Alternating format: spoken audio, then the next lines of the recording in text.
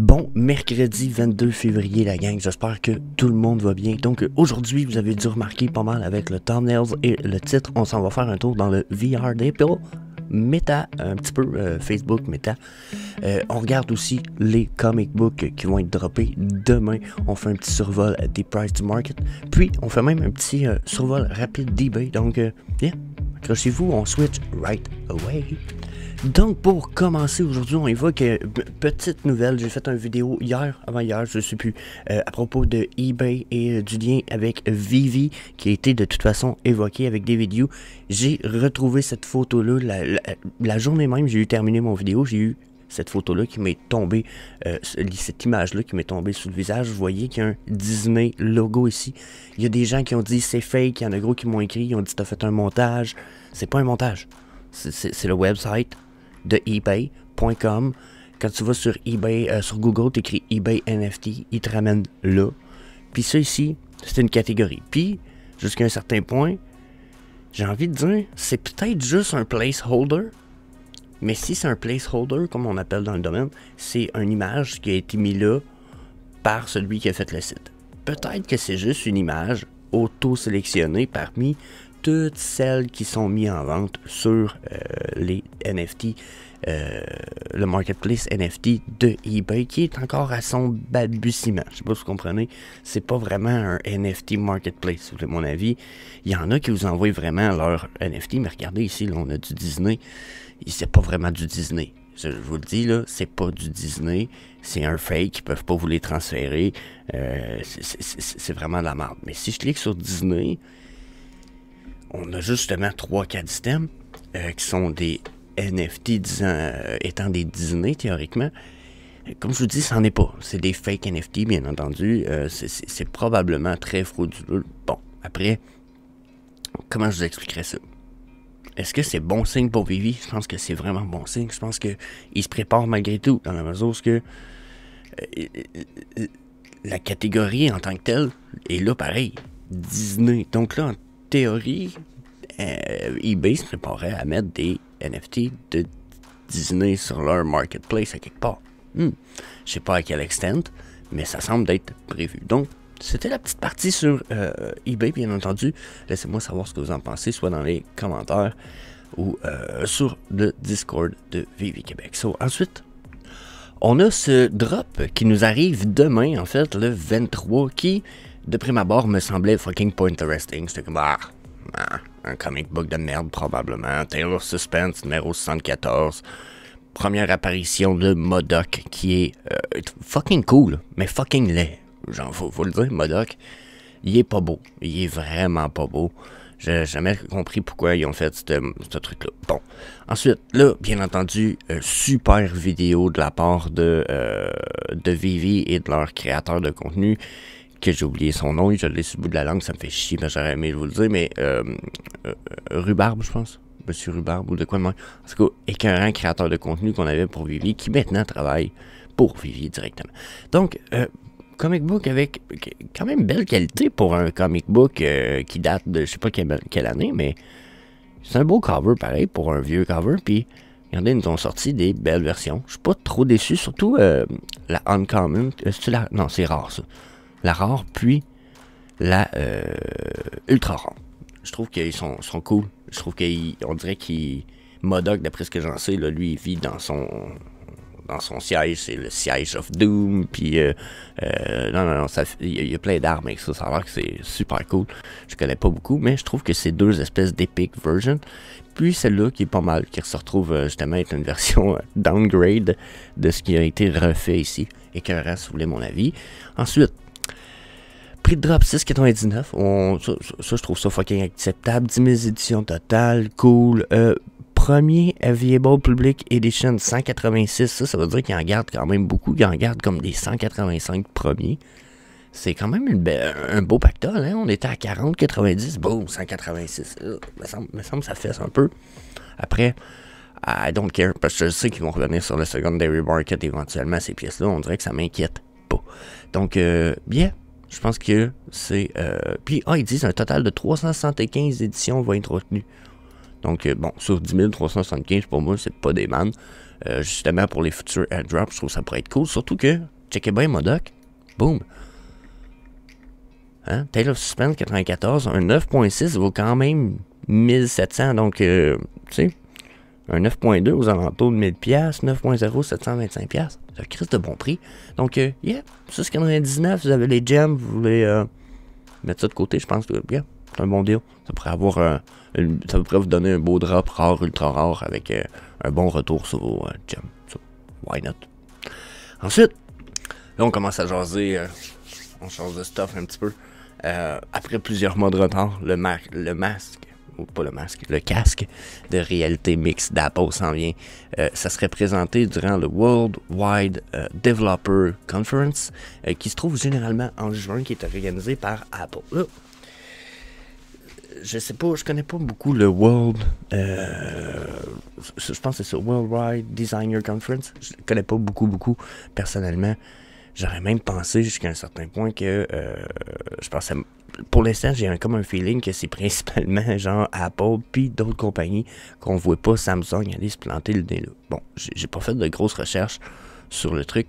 C'est plutôt dit ici que, bon, c'est supposé être durant cette conférence-là que va être dévoilé leur casque de réalité mix qui risque de promettre jusqu'à un certain point. OK? Donc, déjà, c'est un truc qui avait été supposé être fait en 2022, l'année passée, c'était supposé être droppé.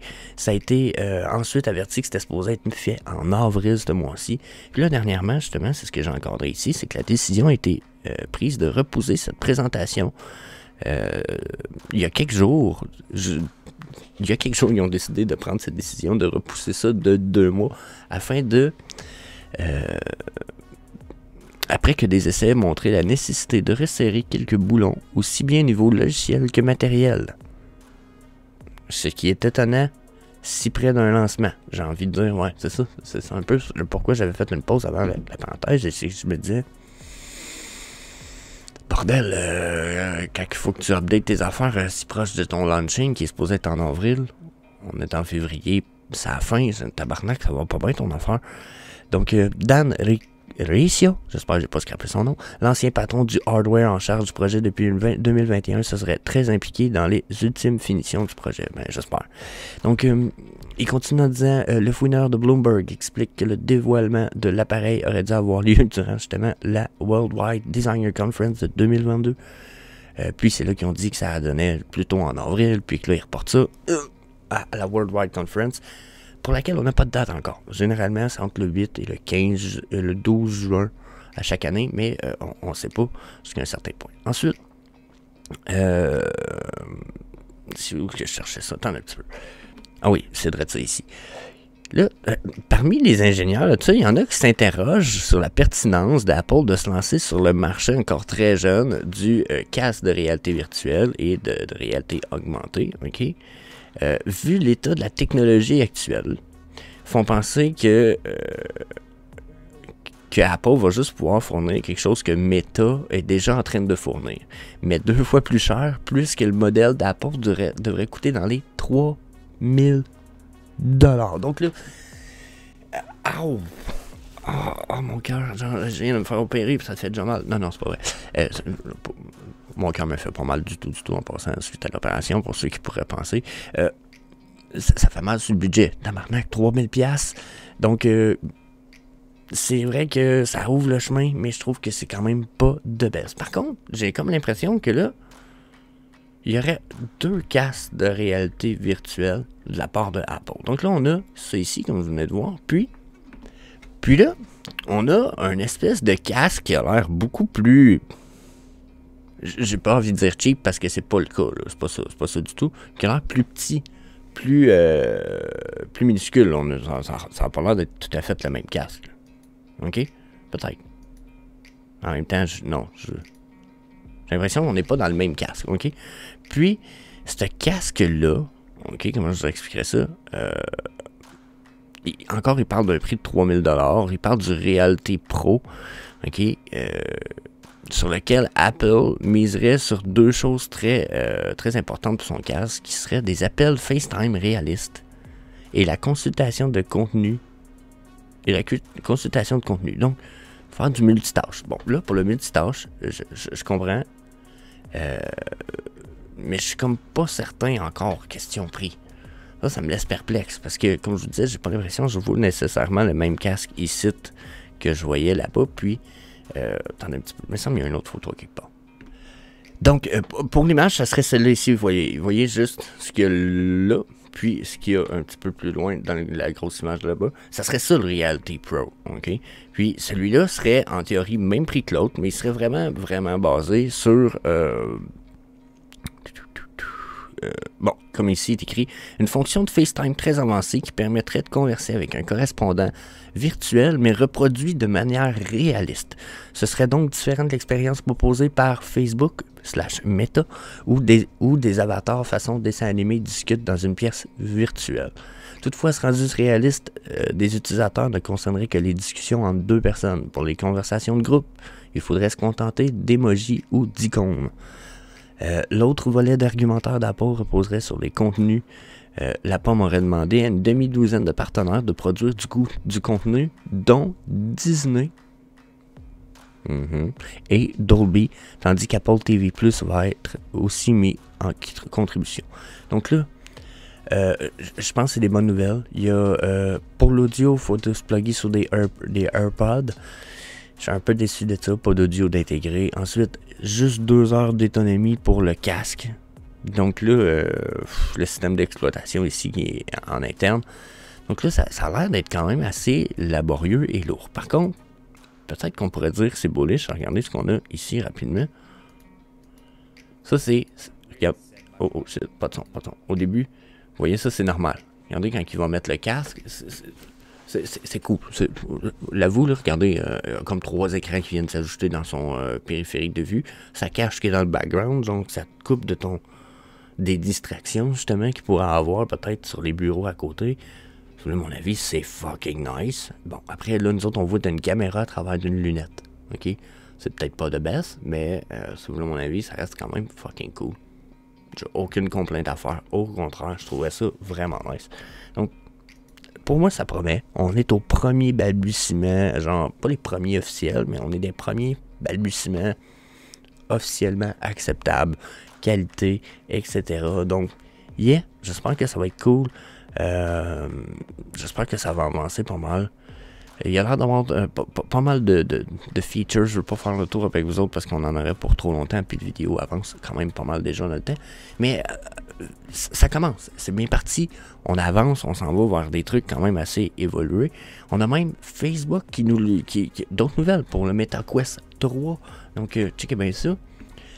Donc, le MetaQuest 3 devrait embarquer des fonctions de réalité mixte. Donc, on parle de réalité augmentée, genre des choses qui sont ajoutées, comme on vient de voir dans la vidéo, ok? Si vous voulez mon avis, super bullish. Ils disent ici, à l'occasion de la présentation de ses derniers résultats trimestriels, Zuckerberg a dévoilé un détail intéressant sur le futur casque Quest 3 visant le grand public. En plus de son utilisation en VR classique, celui-ci offrirait des fonctions de réalité mixte en mêlant réalité virtuelle à la réalité augmentée. Donc là, ça c'est quand même pas pire. Ça, c'est de scanner ce qui se passe alentour, puis de rajouter des trucs dedans, puis de les intégrer au monde réel. C'est pas juste, justement, comme un écran qui s'ajoute, comme on a vu tout à l'heure. Non. C'est carrément d'être capable de scanner quelque chose et de modifier son apparence. Un mur, peut-être même. Modifier la tapisserie, par exemple. Donc, ça, on commence à jaser. Zuckerberg, là-dessus, là, tu jases, ok? Il est écrit plus tard dans l'année, nous lancerons notre casque grand public de nouvelle génération qui sera également doté de la fonction méta-réalité, a expliqué le CEO aux investisseurs. Méta-réalité, c'est la technologie de l'entreprise qui permet au casque virtuel d'être utilisé comme un casque de réalité mixte grâce aux caméras embarquées. On peut ainsi interagir avec des objets virtuels comme s'ils étaient réellement dans la pièce à travers le casque. En plus, ce que je vous disais, je sais pas à quel niveau que ça va être fait. Vivi l'a déjà avec leur laser sur leur téléphone. Donc, je sais pas si vous comprenez que sur un casque de réalité virtuelle, c'est nous en mettre 2 lidars, puis etc. Tabarnak. Donc, je trouve que c'est super nice. Je pense qu'on avance. Là, encore une fois, regardez, il y a un paquet de trucs ici. Là. Technologie voir, fermée, blablabla. il parle d'une expérience cool. Là, moi, j'ai hâte de voir ça en salle, pour vrai, parce que là, il y a Sony, il y a Meta qui m'intéresse. Les Apple, on dirait que je suis un peu perplexe. Ils ont l'air d'être en retard un peu sur le reste du monde. Donc, j'ose pas trop m'avancer avec Apple. Mais Meta puis Sony, je suis très curieux de voir ce qui se passe. Ensuite, continuer puis finir avec Meta. Les rumeurs voudraient que cette troisième déclinaison embarque aussi sur un capteur de profondeur pour rendre l'expérience encore plus crédible. En plus, ce que je vous disais, le LiDAR, qui est un système de laser que tous nos téléphones ont maintenant embarqué en arrière. C'est notre background. Donc, difficile cependant de savoir comment la technologie sera utilisée par ce nouveau casque qui devrait disposer de composants moins puissants que le récent Quest Pro à 1800 €. Le Quest 3 est attendu pour l'automne 2023, devrait coûter entre 300 et 500 €. Donc, canadien, on parle de 1000 $, taxes inclus, ça commence à être beaucoup plus acceptable que le 2300-400 $ que ça coûte canadien ici. Donc, pour vous, c'est des euros, la plupart de ceux qui écoutent sur la chaîne, mais quand même, c'est de mon avis, on commence à être dans des prix pas mal plus acceptables. Ça veut dire que dans un an plus tard, quelqu'un ne veut plus son Quest Pro 3 en 2024, vous allez pouvoir l'avoir pour 400-500$. Il va peut-être avoir des jeux de compris que ça. Puis la personne, elle va aller chercher un Quest Pro 1 ou je sais pas si vous comprenez. Donc, yeah, je pense que ça commence à être acceptable. On tombe dans la gamme de possible cadeau de Noël. Je sais pas si vous comprenez. Donc, yeah, super news si vous voulez mon avis. Il nous reste juste à faire un petit tour des opportunités du marketplace. So, yeah. Donc, pour ce qui est de nos opportunités, je veux faire un petit survol des price movements juste avant. J'ai remarqué que en bas de page 1, 2 et 3 respectivement, question montée ou descente de prix sur les 24 heures, ce qui est la charte de temps qui est prise ici en ce moment. J'ai remarqué qu'on avait beaucoup plus de descente de prix que de montée. Je ne sais pas si vous voyez ici, juste là, ouais, vous le voyez sûrement. 18% de montée de prix en bas de page 1 et 18% de descente de prix. Mais quand on tombe en page 2, on voit qu'on a 11% de montée de prix en bas de page 2, mais qu'on est vraiment rendu à 14% de descente de prix. Donc là, on a plus de drop de prix. Je trouve ça drôle parce que durant le Gem Squeeze qu'on a eu, j'ai même pas osé appeler ça un Gem Squeeze de Lamborghini, on n'a pas eu ces drops de prix-là.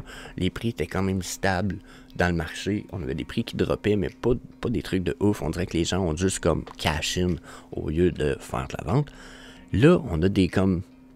Je sais pas si ça a rapport avec les news de peut-être la guerre puis un paquet d'affaires, mais on a des drops de prix, il me semble, aujourd'hui, qui me paraissent plus probantes. Donc, ça nous permet peut-être d'aller voir certaines opportunités. Là-bas, dans le coin à droite, on a le Coca-Cola Christmas Création Footprint. Là, à mon avis, 6 gems. That's a big deal. Vous voyez ici une petite parenthèse dans le coin, j'en ai 3. J'en ai pas 2, j'en ai 3.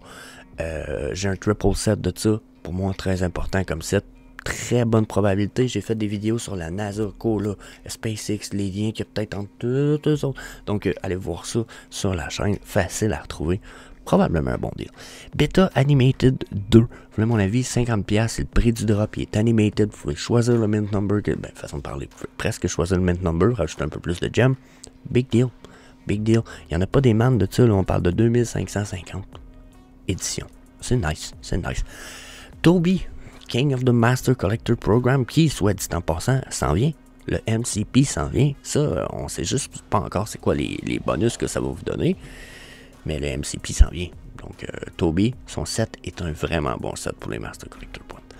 Ensuite, on a pas mal fini cette page-là. Si on va pour l'autre page, justement, on a encore du Toby. Le Disney D-Logo, 64,99. That's a big deal. That's a big deal. Il y en a qui savent pas, mais le Oswald, juste ici, puis juste là-bas, pour des vidéos, c'est un des grills de Vivi. Puis je pense qu'il y en a nommé 3 ou 4 grills. Le Oswald, pour lui, c'est un grill chez Vivi. Pensez à ça. Pour moi, Failure of Control, super bonne pièce. Encore une fois, 5000 pour un cadre de Matt Gondek, qui pour moi a un très bel avenir devant lui. Fuck yeah. Ensuite, j'irai pour Contemplating Venice, qui est une pièce qui avait été droppée par Elmon Hicks sur Vivi, qui va nous en dropper d'autres. On a d'autres pièces qui s'en viennent de Patrick Hughes. Donc, à 140, c'est 60$ sous le prix du drop. Je veux dire, fucking blague, big deal.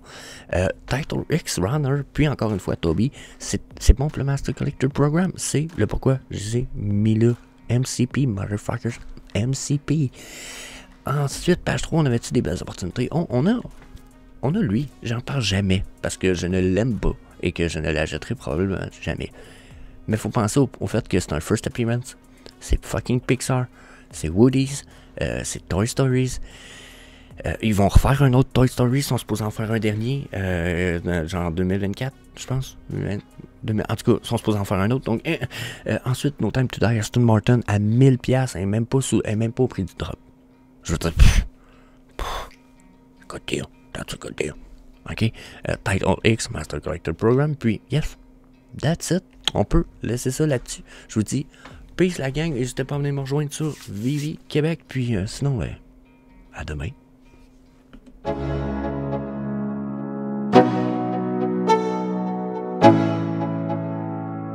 Let's go. Yo, I'm like an addict, do I gotta have it. I ain't even playing, got a really bad habit. If it moves, gotta grab it. Fuse like a magnet, lose, won't have it till I'm doomed in a casket.